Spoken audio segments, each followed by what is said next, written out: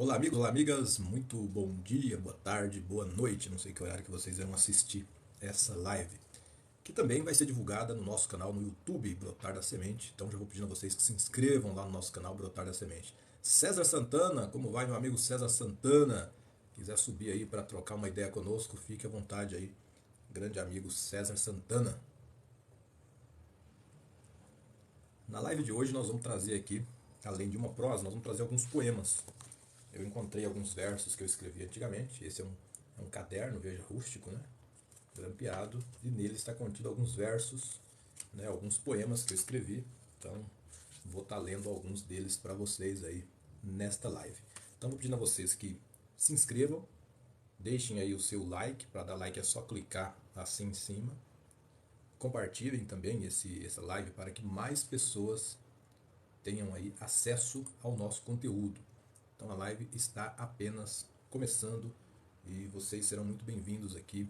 Aceitam aí um cafezinho. Ontem foi o Dia Mundial do Café. Café que faz parte, né, da nossa história, inclusive da história política do Brasil, né? Já teve no Brasil lá no passado a tal da República Café com Leite. Quem nunca estudou isso na escola, que é a chamada República Velha, né? E havia lá o rodízio, né, entre Minas e São Paulo. Boa tarde para você, Tonico Potman. Como vai? Como estás? Bom, então vamos começar lendo aqui um poema. Então, lendo um poema aqui deste caderno poético. Ele chama-se Quando os Verbos se Revoltam. É antigo isso aqui, é coisa dos anos 2000. Então, coisa antiga, tem poemas aqui bem antigos mesmo. Ô Célia, tudo bem? Como vai? Eu vou ler um poema então do Che Guevara, que ele escreveu ainda quando jovem, né? Esta poesia foi escrita pelo jovem estudante Ernesto Guevara em 1947. Oi Célia, tudo bem? Quiser subir aí, fica à vontade. Eu sei. Se sair daqui, o rio me engolirá. É o meu destino. Hoje devo morrer. Mas não. A força de vontade pode superar tudo. Há obstáculos, eu reconheço. Não quero sair. Se tenho que morrer, será nesta caverna. O que as balas podem fazer comigo? Se meu destino é morrer afogado, mas vou vencer o destino. O destino pode ser conseguido pela força de vontade. Morrer? Morrer sim, mas crivado de balas, destroçados pelas baionetas. Se não, não, afogado não. Uma recordação mais duradoura do que meu nome é lutar, morrer, lutando. É Louco Guevara, 17 de janeiro de 1947. Então vejam, Che Guevara escreveu esse poema quando ainda era estudante. Quando E aí vejam que ele, de certa forma, previu o que aconteceria com ele. Porque ele tinha asma. Che Guevara era asmático e por isso que ele leu muitos livros. Era um grande conhecedor da literatura. E aí ele previu que o destino dele, como um asmático da época, era morrer afogado. Numa crise de asma. Mas ele, já quando jovem, acreditou que é possível, através da força de vontade, vencer o destino. E acabou morrendo realmente lutando por aquilo que ele acreditava. Prisioneiro na Bolívia, foi morto em 67. Então esse caderno poético, né, quando os versos se revoltam, foi feito em homenagem à época ao Ernesto Che Guevara. Tem mais poemas aqui, então vou estar lendo. Ah, se ela soubesse, e se eu falasse, e se nossos sonhos se encontrassem? Ah, se eu abraçasse, e se a beijasse, e se quiséssemos mais? Ah, se ela me amasse, ah, se eu a esquecesse, e se eu lutasse, e se me ajudassem, e se o amor e se a igualdade triunfassem? Ah, se ela soubesse quanto a amo, quanto a quero, e que morreria por ela. Esse é meu, Jânio Ribeiro, 20 de dezembro de 1999.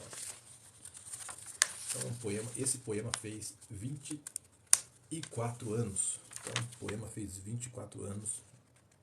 Vejam só, que interessante, que bacana, né? Vamos encontrar aqui o poema antigo. Então, vou ler um aqui que eu escrevi também, chama A Esperança.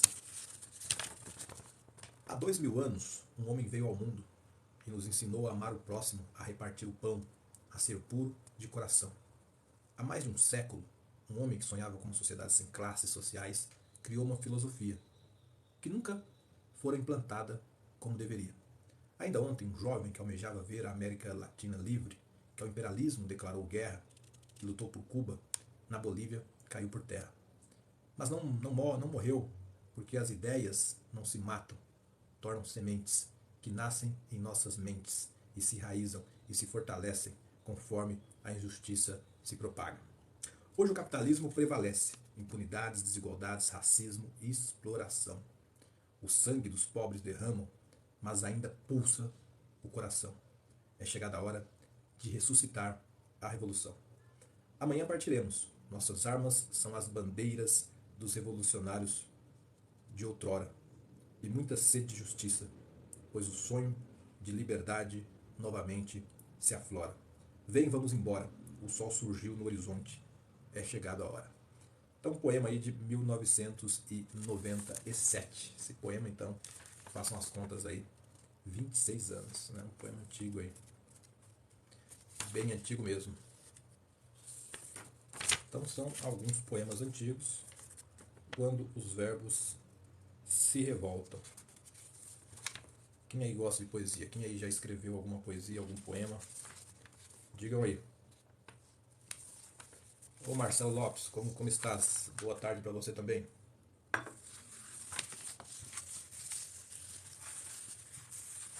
Bom, enquanto eu dou uma olhada aqui nas notícias de hoje, eu peço a vocês que vão curtindo. Para curtir é só clicar. Ô Célia, beijão para você também. Peço a vocês que vão curtindo a live e vão compartilhando aí, para que a live tenha um alcance maior. Então é fundamental aí. Enquanto isso, vou procurar alguma notícia importante aqui para comentar com vocês. Enquanto isso, vocês podem escrevendo aí de onde que vocês estão nos acompanhando. Hoje eu vou ler aqui alguns poemas e hoje a live hoje é sobre poemas e prosas. Então eu vou ler alguns poemas e nós vamos prosear um pouco. Ontem foi o Dia Mundial do Café. Então tem um poema aqui sobre café. Café expresso, poesia contida entre o aroma do pó torrado e os torrões de açúcar. Versos solúveis. Então tá aí um poema escrito enquanto eu tomava um café. E eu sempre digo, né, se há tempo para um café, há tempo para uma poesia. Né? Se há tempo para um café, há tempo para uma poesia. Então pensem, conectem o pensamento de vocês ao sentimento, razão, para que vocês possam registrar também os seus poemas. Né? Todo ser humano é um poeta em potencial. Só precisa botar no papel os seus sentimentos. Quando eu comecei a escrever poesia, eu escrevia com rimas. Hoje eu não uso mais rima. Então eu já faço poesia sem rima. Já tenho uma leitura maior do que é, da importância da poesia, do que é a poesia. Então é fundamental também que vocês viajem, né, por esse mundo da literatura. Isso é fundamental também. Se tiver algum poeta aí que quiser subir para declamar algum poema, se tiver alguém que não é poeta, mas quiser escrever algum poema, quiser ler, suba aí que a live hoje é uma live mais poética. Né? Precisamos falar de poesia, fundamental trazer um pouco de poesia, né, para esse mundo como o que nós estamos vivendo aí, cada vez mais complicado aí, por várias razões, na verdade. Então, por várias razões aí, um mundo cada vez mais complicado. E aí o poema, ele nos ajuda muitas vezes até a compreender o que nós realmente estamos quando você bota ele para fora, ele ajuda a compreender o que nós estamos sentindo, o que nós estamos pensando, a conectar pensamento e sentimento, coração, que é emoção, e razão. Vou ler aqui alguns pequenos poemas aqui do Sérgio Vaz. Sol lindo lá fora, outro dentro do peito. Sei não, acho que hoje vai demorar a anoitecer. Então tá aí, ó, Sérgio Vaz. Sérgio Vaz é demais, né? Não confunda briga com luta. Briga tem hora para acabar. E luta é pra vida inteira. Sérgio Vaz. Ó, o companheiro Lula. Quantos likes merece esse cartão postal aqui do companheiro Lula?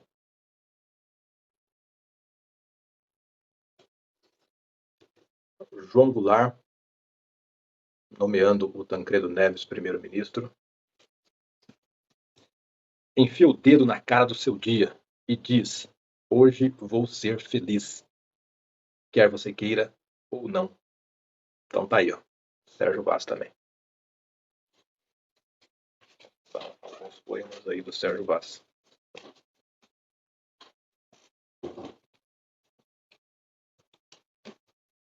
Obrigado aí, Laura. Laura me seguiu aí. Laura Laubrac. Muito obrigado aí.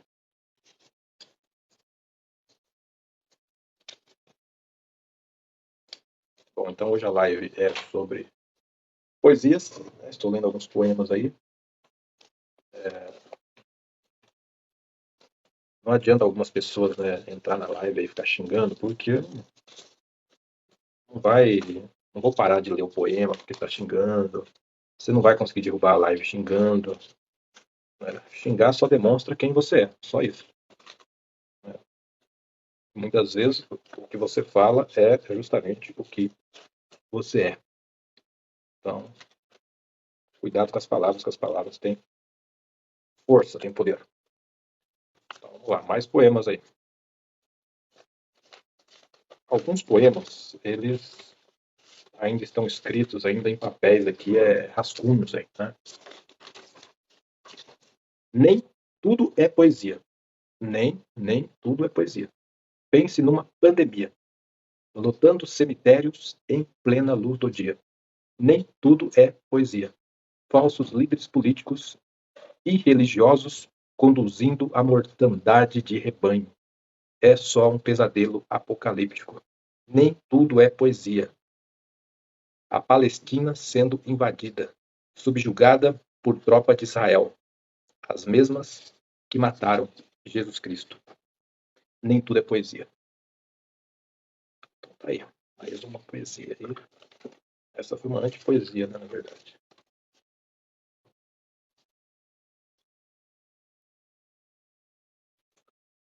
Essa daqui, ó. O amor e a paixão. Um é Freud, outro Platão. Um fala, o outro falo. Sofrimento e cura. Num dia grito, no outro calo. Se o que eu sinto for paixão, te ligo. Sendo amor, poema eu viro. Fuma um cigarro, cospe no chão, chuta a cadeira e xinga o patrão. E acha que assim se faz a revolução. Esse é um poema antigo também, né? Então tá aí, poemas de Jânio Ribeiro, aqui nessa live poética desta noite. Tarde, né? Na verdade, tarde ainda. Mas continuem compartilhando, continuem aí dizendo o que vocês pensam, né? Participando aí da live. Essa é uma live poética, viu? Prosa e poesia. Prosa e poesia. Quem gosta de prosa, quem gosta de poesia, fala aí. Digam aí quem gosta de prosa, quem gosta de poesia. Vou falar um pouco de política então agora. O grego antigo, né, Grécia antiga, o grego antigo pensava em si mesmo, antes de tudo, como um cidadão. Cidadão. Ou como um animal político.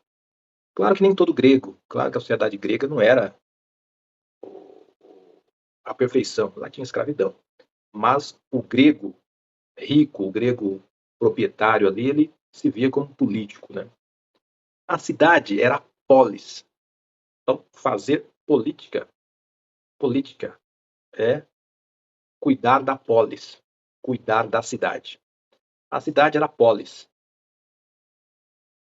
Era a cidade do ponto de vista geográfico, organizacional e social. Lá do mundo grego. Tales de Mileto, né, no século VI a.C., teria designado o papel fundamental na política, tentando reduzir a política grega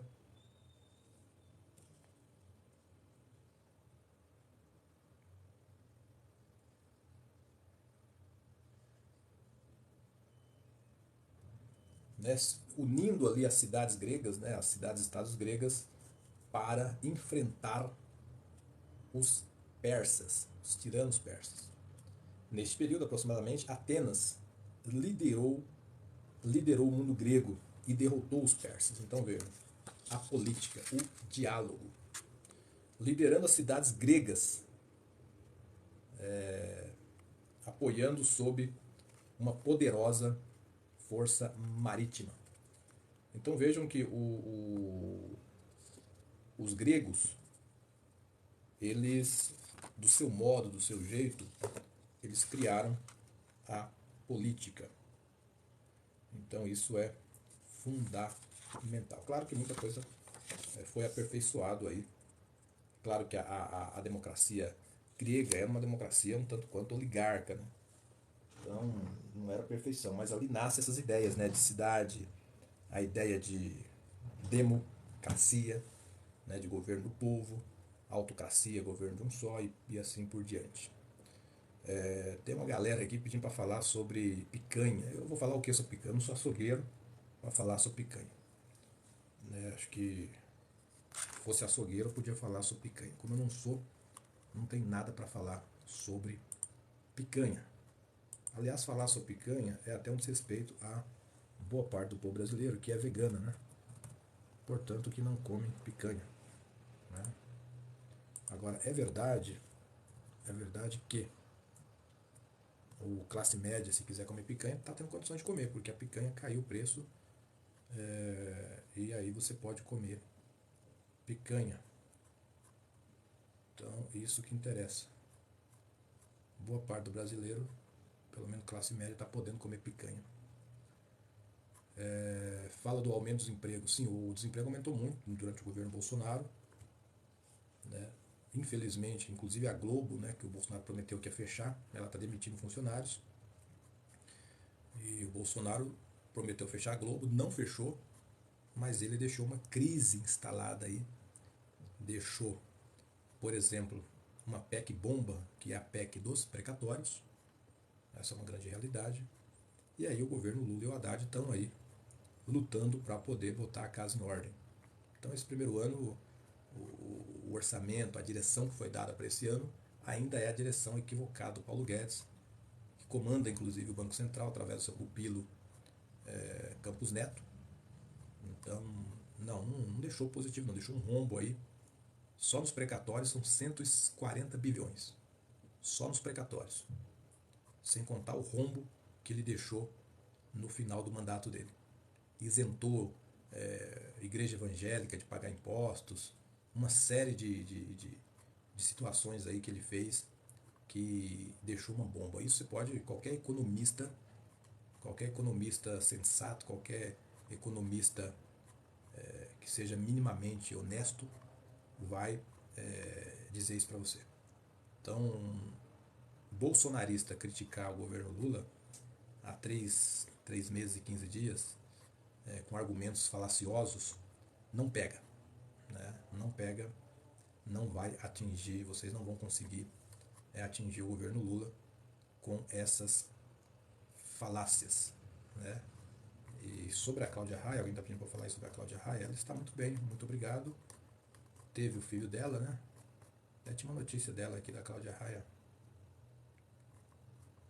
Passou aqui a notícia sobre ela, falando uma coisa aí sobre ela e o filho dela. Então ela está bem.